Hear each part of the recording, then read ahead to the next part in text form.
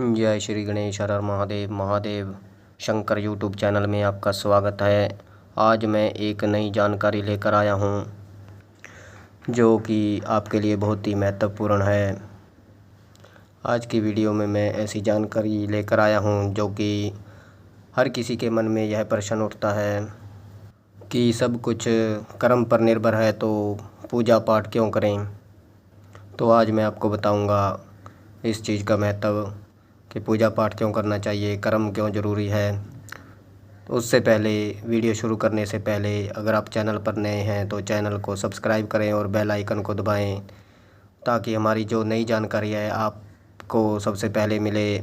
और ज़्यादा से ज़्यादा इस वीडियो को शेयर करें ताकि उन लोगों तक पहुँचे जो सोचते हैं कि कर्म से ही हमें सब कुछ मिलना है तो पूजा पाठ क्यों करें। अगर हमें कर्म से ही सब कुछ मिलना है तो पूजा पाठ की आवश्यकता ही क्या है। उन दोस्त मित्रों तक यह जानकारी पहुँचे। ज़्यादा से ज़्यादा शेयर करें, लाइक करें, कमेंट करें। कमेंट में हर हर महादेव ज़रूर लिखें।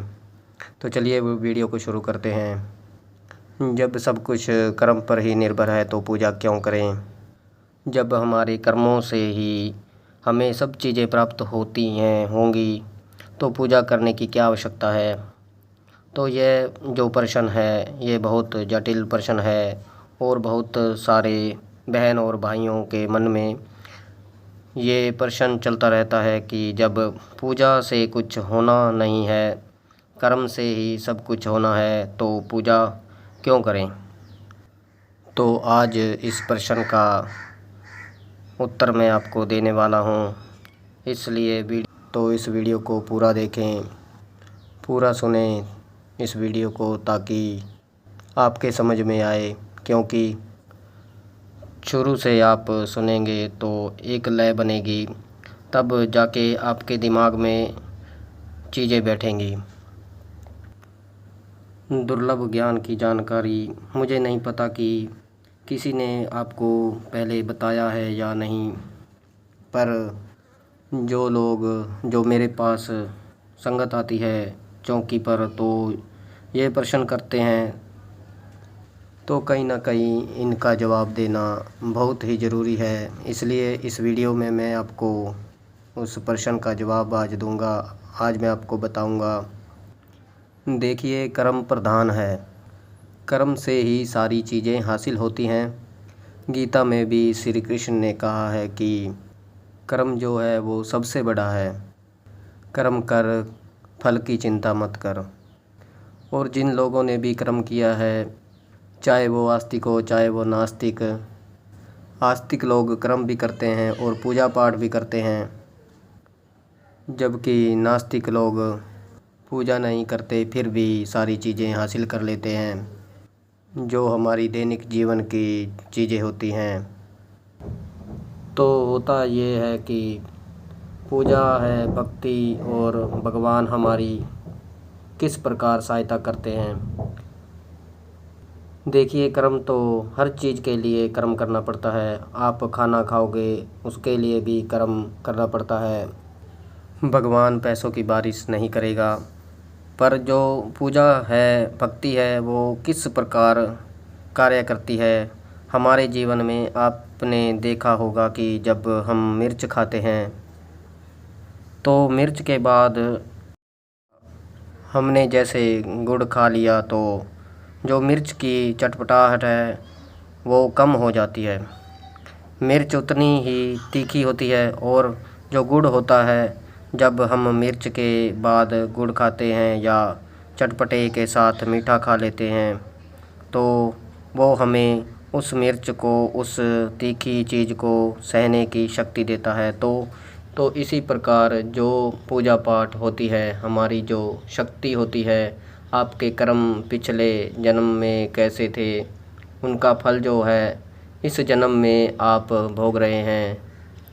पर वो जो आप फल भोग रहे हो, अगर आप पूजा भक्ति करते हैं, उसकी दया कृपा होती है, जब उस परमात्मा, परमपिता परमात्मा की कृपा होती है तो आपको उन कर्मों को भोगने की शक्ति देता है।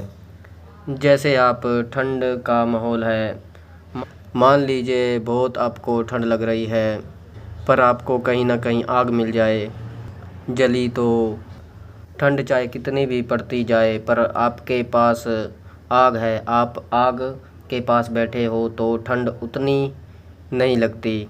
ठंड उतनी ही है पर आपको आग के द्वारा उस ठंड को सहने की शक्ति मिल रही है। तो जो पूजा है, जो ईश्वर है, भक्ति है, वो ये कार्य करती है, हमें उन दुखों को सहने की शक्ति देती है। आपने सुना होगा कई लोग आत्महत्या कर लेते हैं, कई लोग एक्सीडेंट से मर जाते हैं और कई लोग जहर पी लेते हैं, मर जाते हैं। और कई लोगों का ये भी सुना होगा कि इतनी ऊंची पहाड़ी से गिरी कार फिर भी बच गए, टक्कर लगी फिर भी बच गए। तो ये सब जो है, ये सब हमारे कर्मों का तो खेल है कि हमारे कर्म जो लिखा था मरना पर कहीं ना कहीं वो शक्ति तो है जो परमात्मा की है, जो हमें बचा लेती है। हमें लगनी थी बहुत बड़ी चोट और जो मिलती है वो छोटी सी चोट। तो यह परमात्मा की ही तो शक्ति है जो आपको हर मुसीबत से बचा लेती है। छोटा सा आपको एक उदाहरण देता हूँ। एक व्यक्ति बहुत ज़्यादा भक्ति करता था, भगवान की पूजा पाठ करता था, तो उसका एक्सीडेंट हुआ।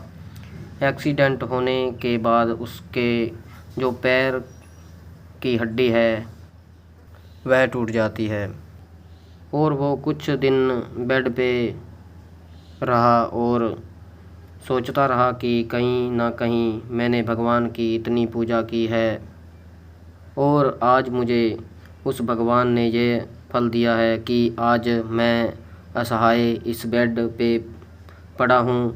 तो जब वो थोड़ा सा ठीक होता है तो गुस्से में होता है, भगवान के मंदिर में जाता है और चिल्लाकर एक बात बोलता है कि हे भगवान, मैंने तुम्हारी इतनी पूजा भक्ति की और तुमने मुझे उसका ये फल दिया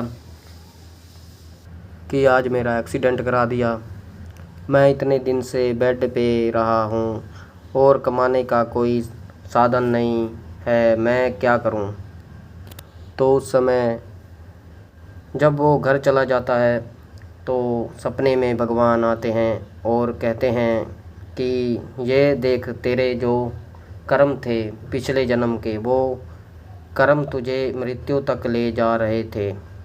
तो तेरे कर्म ऐसे थे कि जिस कार से तेरी टक्कर हुई तो तेरी मृत्यु निश्चित थी, पर कहीं ना कहीं तूने मेरी सेवा, पूजा पाठ, भक्ति की है जिसके कारण तू बच गया। शुक्र मना कि तेरा एक्सीडेंट हुआ और सिर्फ हड्डी टूटी पैर की, मृत्यु को प्राप्त नहीं हुआ। कुछ दिन बाद फिर वो ही खुशहाली तेरे घर आएगी, फिर तू कमाना शुरू करेगा, तेरे घर में सब कुछ सुख शांति रहेगी। अगर तेरी मृत्यु हो जाती तो तेरे बाल बच्चों का क्या होता। यही जो होता है कि ईश्वर जो है हमारे साथ रहता है, हमें उन दुखों को सहने की शक्ति देता है। किसी व्यक्ति के कर्म ऐसे थे जिससे वो अपंग पैदा हुआ और उसे माता पिता ऐसे प्राप्त हुए जो उसकी अपंगता को महसूस भी नहीं होने देते। तो कहीं ना कहीं डिपेंड करता है कि ये निर्भर करता है कि आपके कर्म के साथ आप पूजा भक्ति करते और साथ साथ में आपको मोक्ष धाम उसको प्राप्त करने के लिए आपकी सहायता करते हैं। वो ईश्वर ही है, वो पूजा पाठ ही है, वो भक्ति ही है जिसके कारण अच्छाई और बुराई को पहचानने की शक्ति पैदा होती है। उस परम पिता परमात्मा से ही, उस ईश्वर से ही आपके अंदर पैदा होती है कि कहीं ना कहीं मरने के बाद आत्माएं भटकती हैं और मुझे मोक्ष की प्राप्ति करनी है। नहीं तो सबको यह पता ही है कि हमारे माता पिता हैं, हमारे माता पिता ईश्वर कौन है, क्या है। जब पता चलता है कि ईश्वर कौन है, कैसे है, क्या होता है, उसके बाद वो इंसान पूजा पाठ करना शुरू करता है। तो इसलिए कर्म तो अपनी जगह है, पर पूजा पाठ ये सारी चीज़ें जो हैं ये हमारे जीवन को और निखारती हैं, निखारने का कार्य करती हैं। ये मोक्ष प्रदान करती हैं, मोक्ष प्रदान करने का कार्य करती हैं। ये हमें हिम्मत देने का कार्य करती हैं। और भी बहुत सारी ऐसी कहानियाँ हैं जिससे मैं आपको उदाहरण देकर मैं आपको बता सकता हूँ, पर वीडियो बहुत लंबी हो जाएगी और जो भी चीज़ें हैं वो मैं आपको अगली वीडियो में बताऊँगा। पर एक चीज़ समझ लीजिए कि कर्म सब कुछ है, पर भगवान भी उसका एक हिस्सा है जो हमारे जीवन को प्रभावित करते हैं। इसलिए आप अपने जीवन में जो भी कर्म कर रहे हैं, जो भी आप अपने पारिवारिक जीवन में कर रहे हैं, दिनचर्या जो भी आप जॉब करते हैं, बिजनेस करते हैं, व्यापार करते हैं, तो कुछ समय आप उस ईश्वर को ज़रूर दें, कुछ समय आप देवता को ज़रूर दें जिसको आप मानते हैं। आपको शांति का अनुभव होगा। सुबह से शाम तक इंसान भाग दौड़ में लगा रहता है, तो आपको सुबह शाम 10 मिनट भगवान को भी दीजिए, उनके चरणों में लगाइए, ध्यान लगाइए। आपको अच्छा महसूस होगा और कहीं ना कहीं जो आपका मन है स्थिर होगा, शांति आपको महसूस होगी और हिम्मत आपको मिलेगी कि यह मैं काम कर सकता हूँ। हर काम को करने की आपको हिम्मत मिलेगी, भगवान की सहायता मिलेगी। तो यह होता है हमारे जीवन में पूजा पाठ का अर्थ, कर्म का अर्थ। कुछ लोग सोचते हैं कि पूजा पाठ ही करना है तो कर्म क्यों करें, अगर कर्म करना है तो पूजा पाठ क्यों करें। ऐसा नहीं है दोस्तों, आपके जीवन में कर्म बहुत ही महत्वपूर्ण है और पूजा पाठ भी उतना ही ज़रूरी है दोस्तों, ताकि भगवान की भी सहायता आपको मिलती रहे, भगवान की मदद आपको मिलती रहे, भगवान का हाथ हो आपके सिर पर, कोई भी दिक्कत आप और आपके परिवार में ना आए। तो भगवान को भी उतना महत्व दीजिए जितना आप कर्म को देते हैं। और अपना ध्यान रखिए और अपने परिवार का ध्यान रखिए।